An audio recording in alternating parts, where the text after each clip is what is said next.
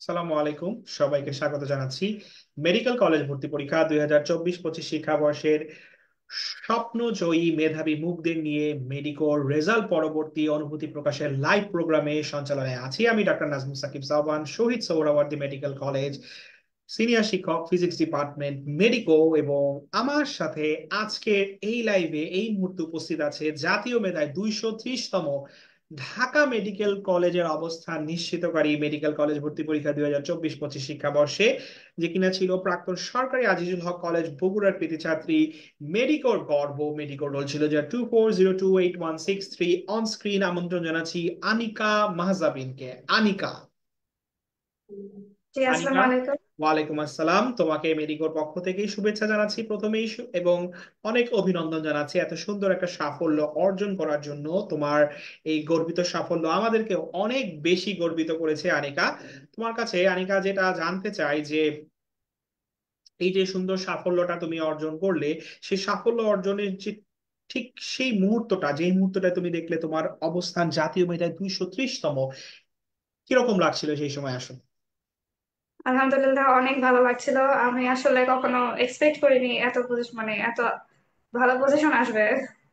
মানে বেসিক্যালি আমি গেছিলাম আর কি মেডিকেলে একটা যাতে সিট পাই এই চিন্তা করেই। সেখান থেকে আসলে আলহামদুলিল্লাহ অনেক ভালো একটা পজিশন আসছে। তো অনেক খুশি লাগতেছিল। নিশ্চয়ই অনেক খুশিরই মুহূর্ত।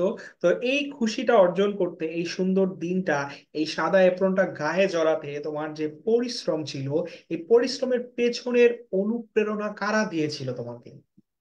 অবশ্যই আমার বাবা মা প্রথমে, আমার বাবা মা বা আমার পরিবারের সবাই অনেক আমাকে অনুপ্রেরণা দিয়েছে। তারা সবাই আমাকে অনেক হেল্প করতো। বিশেষ করে আমার ছোট ভাই, ও আমার অনেক হেল্প করতো। আমার বইগুলো দাগিয়ে দেওয়া, তারপর সেটার দিকে তো অনেক পরীক্ষা দিতে হয়, ওগুলো খাতা কাটা সব করে দিত আমার। অনেক হেল্প করতো। তো ওরা আসলে অনেক ইন্সপায়ার করছে। আচ্ছা আনিকা, তোমার কাছে যেটা এখন প্রশ্ন রাখতে চাই যে মেডিকোর সাথে তোমার যে দীর্ঘদিনের পথ চলা এই অ্যাডমিশন জার্নিতে, সেই সময়টাতে একজন শিক্ষার্থী হিসেবে তুমি যদি তোমাকে মূল্যায়ন করতে বলি, মেডিকোর কোন জিনিসগুলো তোমার কাছে আসলে অনেক বেশি হেল্পফুল বলে মনে হয়েছে? মেডিকোর ক্লাসগুলো অনেক হেল্পফুল ছিল। ভাই আপুরা অনেক ভালোভাবে বোঝাতো। একদম যেগুলো দরকার একদম সেগুলোই, কোনো এক্সট্রা কিছু না। তো অনেক ভালো ছিল ওগুলো। ওগুলো আর কি করার চেষ্টা করতাম। এটা অনেক ভালো ছিল। আর পরীক্ষাগুলো ভালোই ছিল।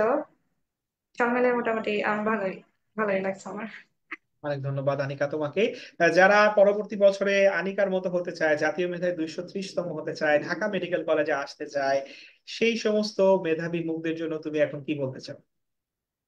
প্রথমে বলতে চাই যে আমাদের যে মূল বইগুলো আছে ওগুলো আসলে অনেক ভালোভাবে আর কি আয়ত্ত করার চেষ্টা করতে হবে, বুঝে বুঝে আর কি। আর আরেকটা কথা যে কখনো চাপ নেওয়া যাবে না, যতটুকু পড়া ততটুকু আর কি, মানে ভালোবাসে আর কি পড়া উচিত। চাপ না না, যতটুকু আর কি পড়া যায়, যতটুকু আর কি আমাদের বেস্টটা দেওয়া যায় ততটুকু দেওয়া। আর একদম মানে চিন্তা না করা, চিন্তা ছাড়াই যতটুকু পড়া যায় আর কি, নিজের চিন্তা বেস্টটা দেওয়া। ছাড়া নির্ভর থাকাটাই সাফল্যের মূল মন্ত্র, আনিকা যেটা বলছে। তো যারা দেখছে আজকে থেকেই একটু নির্ভর হওয়ার চেষ্টা করব, এবং অবশ্যই পূর্ণ আত্মবিশ্বাস নিয়ে আনিকার মতো প্রস্তুতি শুরু করে দিতে হবে। আনিকা, তোমাকে অনেক ধন্যবাদ জানাচ্ছি। কথা বলছিলাম জাতীয় মেধায় 230তম স্থান অধিকারী, মেডিকোর কৃতি ছাত্রী, সরকারি আজিজুল হক কলেজ বগুড়ার কৃতি ছাত্রী আনিকা মাহজাবিনের সাথে। এবং আনিকার জন্য অনেক শুভেচ্ছা এবং শুভকামনা রেখে আনিকার সাথে এই লাইভটা, তার সেই তাৎক্ষণিক অনুভূতি প্রকাশের লাইভটা এখানেই শেষ করছি। সবাইকে অনেক ধন্যবাদ। আল্লাহ হাফেজ। আসসালামু আলাইকুম।